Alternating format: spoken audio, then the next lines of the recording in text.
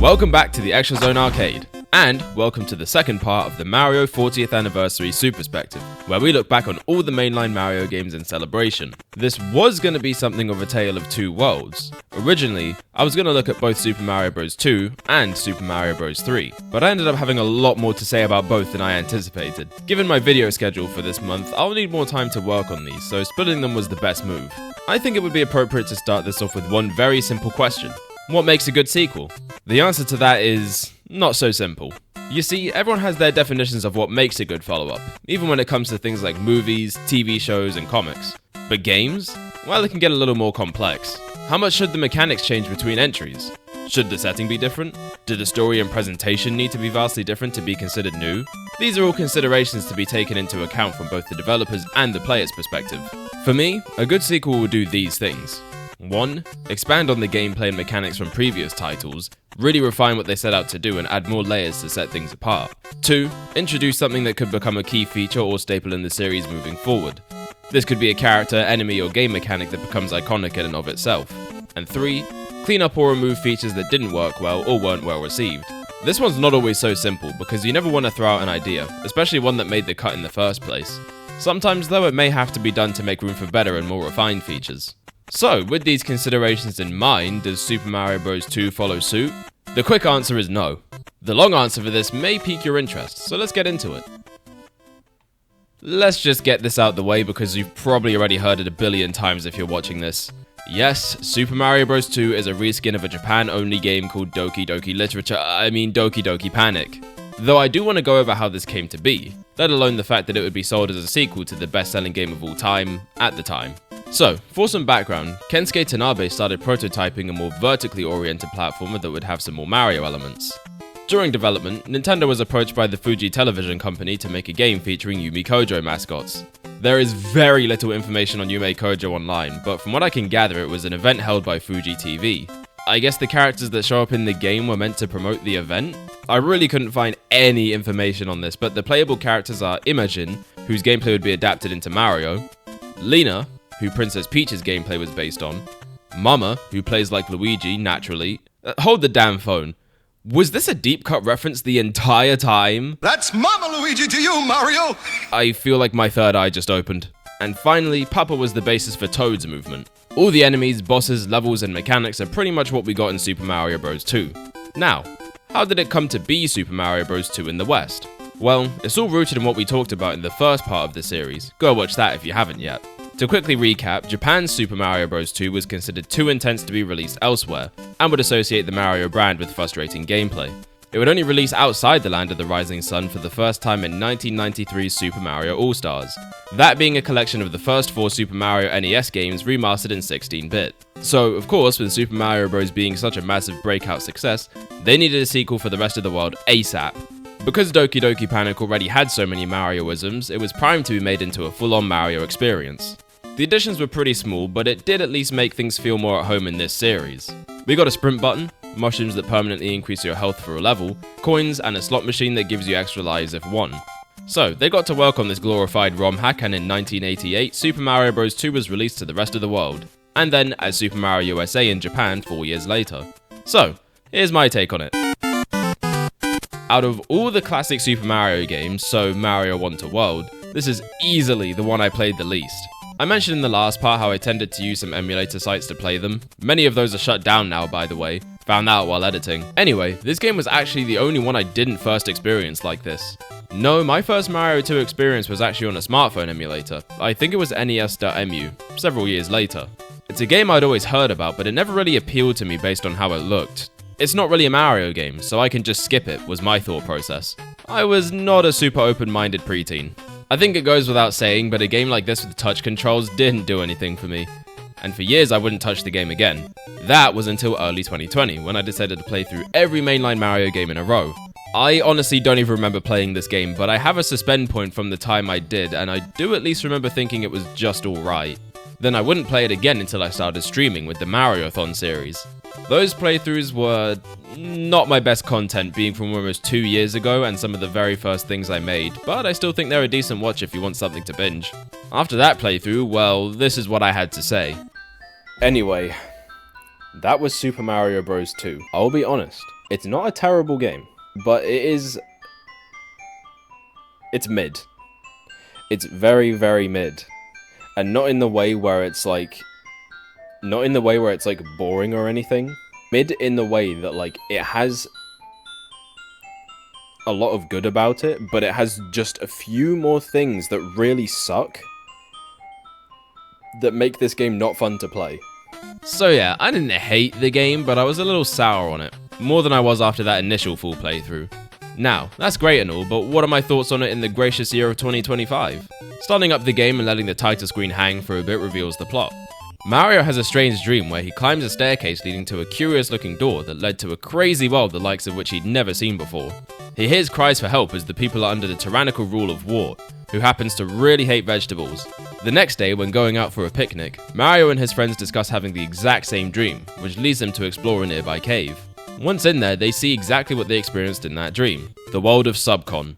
So now, a new adventure begins where Mario, Luigi, Toad and Princess Peach need to liberate the land. Interesting premise for a plot to be sure.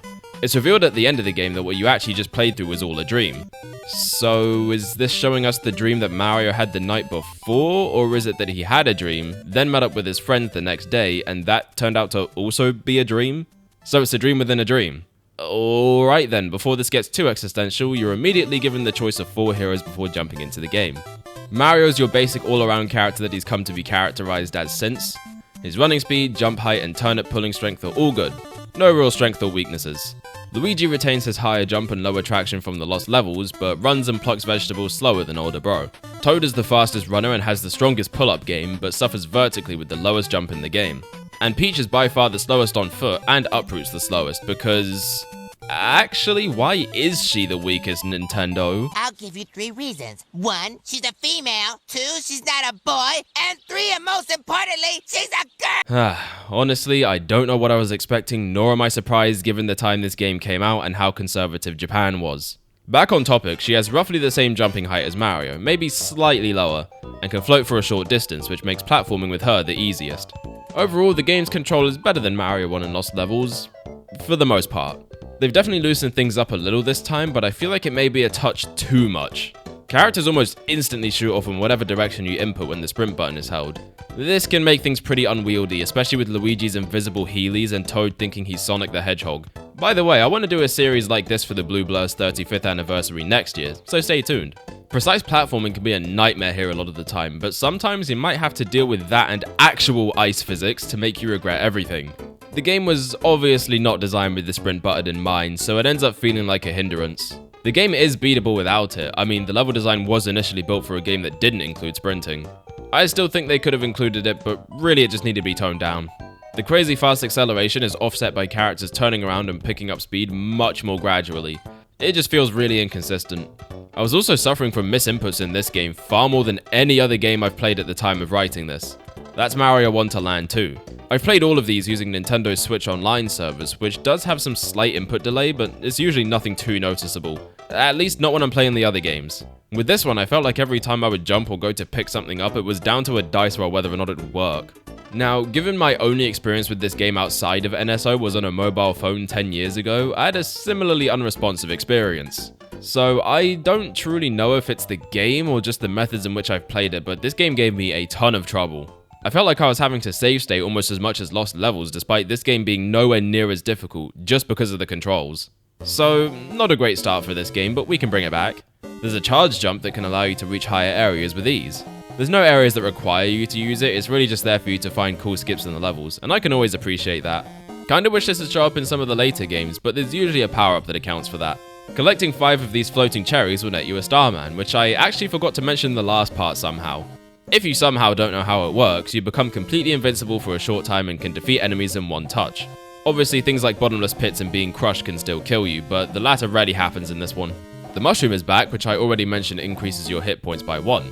Yeah, this was the first game to do something of a health meter. You start with 2 HP in each level, and getting hit down to 1 HP reverts you to your normal state. Health can be gained by defeating enemies, which can no longer be done by just jumping on them. You have to either pick them up and throw them, or throw vegetables or other enemies at them. This can really change up how you navigate stages and actually add some nice variety. You might see a ledge that's just a little too high to reach, but you could always jump on an enemy and use your charge jump off of it to get there. Although I like some of the way they apply this new mechanic, nothing can beat the simplicity of getting a good bounce off an enemy for me. Your other items consist of the 1-up mushroom, which grants you an extra life, and the power block returning from the Mario Bros arcade game that kills all enemies on screen. You can find magic potions in the grass that when thrown down creates a door to subspace. No, not that one. Which is where you get your mushrooms and coins. Shells can be dug out that glide forward, taking out enemies as they go. You can even ride on them for the first time here, with this mechanic returning 8 years later in Super Mario 64. Sometimes you might find a stopwatch in the ground that freezes time for a bit, making some sections easier to pass. So those are all the things that can help you, but there's even more out there to end you in this new world. This game introduced a ton of enemies that would become Mario series icons, even though they didn't start out as Mario enemies.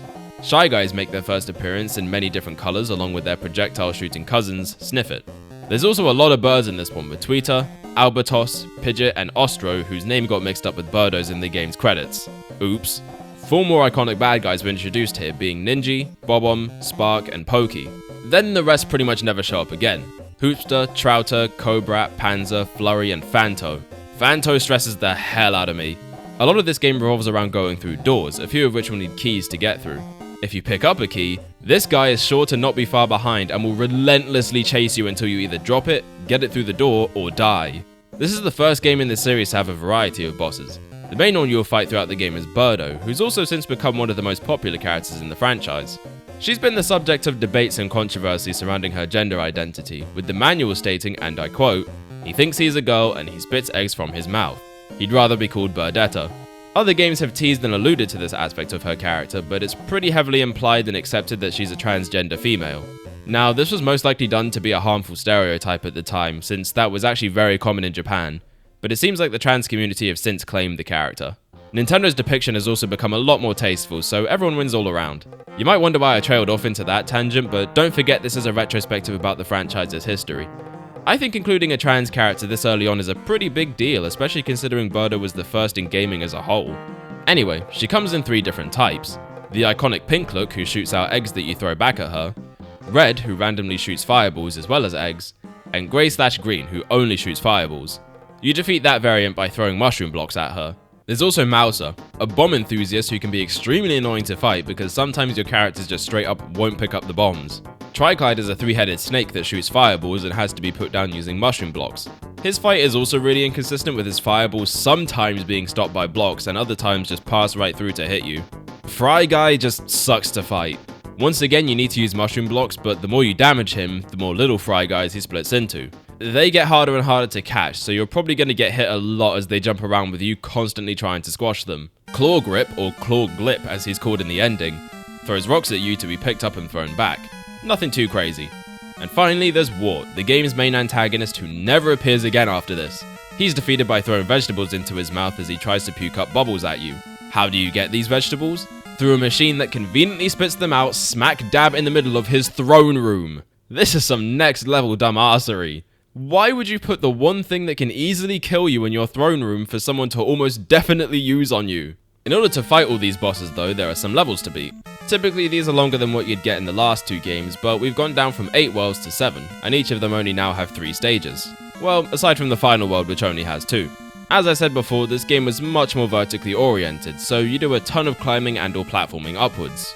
The side-scrolling gameplay we've come to expect is still there, but takes a bit more of a backseat. Personally, I don't really vibe with it. It really feels like most of the levels boil down to climbing up vines or chain links while you wait for the screen to scroll up and show you what's ahead. In spite of the controls, the levels are designed to be much slower paced and more puzzle oriented.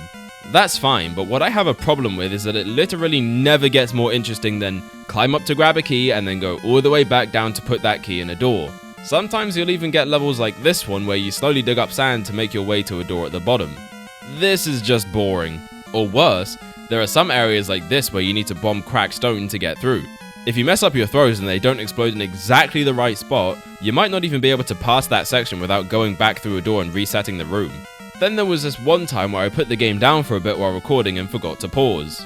Usually, you take out this Pidgeot and use his carpet to get to the other side, but apparently I left for so long that he got bored and left, meaning that I was essentially soft-locked and couldn't pass this section. In general, this game lacks a ton of polish both in the level design and mechanics.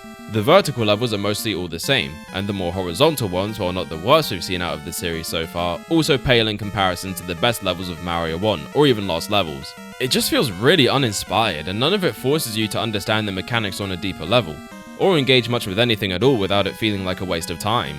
And not helping is that certain characters are just better for some levels than others. God forbid you pick Toad in a vertical level, because now you're basically playing on hard mode. On the flip side, I will say that this aspect actually does encourage you to experiment through multiple playthroughs. That's good, but it just sucks that you're probably gonna have to suffer a bit before you do get that chance. Enemy respawns are another massive problem. This is far from the only game of this era to do it, and there are other games we'll be talking about later that also do, but it feels worse here. Again, this is an instance where the vertical design works against you, because you might try to jump up to a platform and see an enemy, then decide to go back down and wait for an opening. The problem is, that enemy has now restarted its cycle, and whatever other ones you might have taken out now respawn, and this can happen even if you barely off-screen them. Sometimes even bosses will respawn if you end up just a little too far. The amount of bugs I ran into during my roughly 1.5 hour run was astounding. You ever wanted to get hurt by a pot? Or how about in that same level, my key disappearing because I had to throw it if I didn't want to get hit, and the only way to get back up there is on the other side of the room. It's so inconsistent what kills you and what doesn't. Now look, I'm not the type of person that thinks your game is automatically bad if there are bugs. I'm also a Sonic fan, for God's sake, we deal with that damn near every game. But my problem is, these things happen pretty frequently, and because of the time this game released, you're always punished for it, for a mistake on the game's part. Not fair no matter which way you slice it. Honestly, I can't even tell you what the best and worst levels are because they're all just mid, and at any moment I can run into some glitch that'll likely kill me. I'm sorry, but this one just isn't it, man. This game seems to have its fans, a lot of them too, but I just can't see it. While this game isn't terrible or bad, like I said back in my Mariothon series, it just doesn't do anything for me. That makes the moments of frustration more apparent, because the one time I'm feeling anything while playing this, it's annoyance. The levels are uninspired and drag out, the controls are wonky and unresponsive, and the game is unpolished. As crazy as it sounds, I might prefer Lost Levels. I know I was ragging on that game pretty hard last part, but there's one aspect of it I failed to mention. It's hilarious. Lost Levels has so much bullshit, and it's all done in such a mean-spirited way where yes, I'm losing my patience at every turn, but the ridiculous of it all gets a chuckle out of me. It's a beyond hellish experience that it wraps back around to being fun, just wondering what diabolical shit the developers were thinking while designing it. There's no such thing here. Yes, the presentation is great, looks far better than the first two games and has a super catchy soundtrack to boot, but that's all skin deep. Behind it is a nothing burger of an experience that at worst is incredibly frustrating and at best is just alright. And ultimately, I was right all those years back when I wrote this game off. It isn't a Mario game. I think if you play this thing divorced of the context for what came before, and especially after, you could find a lot more enjoyment in this. Play it like you don't even know what Mario is. Like it's not a Mario game. And you might just find something worthwhile here. A decently fun platformer that changes up the typically expected gameplay, and might even subvert your expectations at times. I would actually recommend you try this game, seriously. Jump into it and form your own opinions, but I will say it is probably best enjoyed in a bubble. Every time I've played through this game, it's been for the sake of something like this, where I'm playing it next to other Super Mario titles. So I think there's an element of separation I've been missing. Treat this like it's its own thing, because that's what it is at the end of the day. It's not a Mario game, but maybe that's okay. The best way to play is probably Super Mario Advance, which repackaged the All-Stars version into a new release for the GBA. They added voice acting, a few new level elements and bosses, as well as these Ace coins which basically work like Super Mario World's Yoshi coins, that give you an extra life after a certain amount are collected. Speaking about Super Mario Bros. 2 strictly as a sequel, does it live up to the points outlined at the top of this video? I already said no, but with all the context you now have, let's go over it in more depth. Super Mario Bros. 2 does not expand upon the first game in any meaningful way. They opted to reskin a game with a completely different playstyle and structure, subverting what people would expect out of a follow-up. They had to get a game out there for Western audiences no matter what, so while it does enough to set itself apart, it goes too far by nature of not being a Mario game initially. The game does meet the second point rather nicely though. A lot of iconic and recurring characters originated here, and this game is the one that gave us character stats that would stick with the main cast in the future. There's certainly a solid legacy left behind this one, even if I feel like it doesn't live up to that hype. And as for the third point, this game threw out almost everything the first game did, good or bad. Again, it's an entirely different game that had its very basic foundations based on the first. This means that there are some improvements, but equally, if not more things that have gotten worse since then. So this game is 1 for 3 on my good sequel scale, which is a failure in my book. I think you need to hit at least 2 of these points to be a good sequel, otherwise why make it or title it with the intention of being one, when it could just be its own thing entirely. You could argue that it's not trying to be a sequel, but it's called Super Mario Bros. 2. They consciously named it that, but not because it's actually a follow-up, but because the name would sell. And sell it did. This game is the 4th best-selling NES game of all time at 10 million units. An absolutely insane number. Lost Levels, for all its problems, was at least honest about what it is. I can't say the same for Super Mario USA. はーい、私キャサリンよ。スーパーマリオ USA で敵キャラを演じてるの。おっと、アメリカでは売れっ子だったのよ。今度は日本のお友達を優しく遊ばせてあげるわ。アメリカ帰りのファミコンソフトスーパーマリオ USA できちゃった。 And that'll do it. So, Super Mario Bros. 2. Do you love it, hate it, or are you somewhere in the middle like I am?